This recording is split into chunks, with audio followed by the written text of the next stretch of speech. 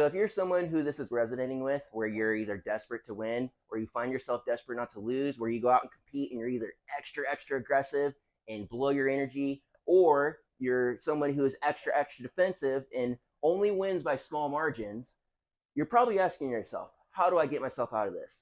How do I make myself not desperate to win or desperate not to lose? How do I allow myself to be more calm?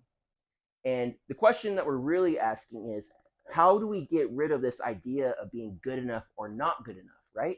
Because it's something that's ingrained into our brains. We want to belong to a group. We want to feel worthy of the goals that we're accomplishing. And so, how do we kind of go against the grain inside of our brain?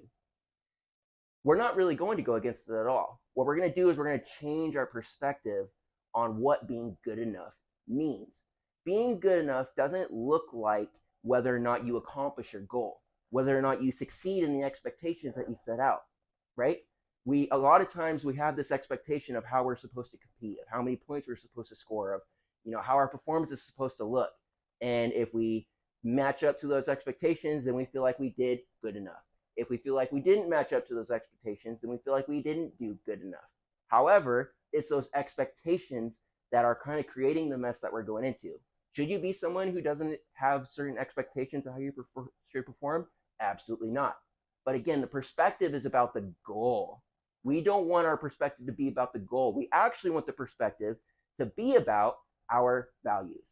What are our values? Our values are how we want to compete, how we want to be as a person, not what we're trying to achieve, what we're trying to do, but how we're going to go do it. Are we somebody who wants to be successful by winning by 1 or 2 points, by being extra defensive? Or do we want to be somebody who goes out there and looks to dominate, looks to score a lot of points, looks to be offensive? And that's the identity piece. How do we want to be while we're out there?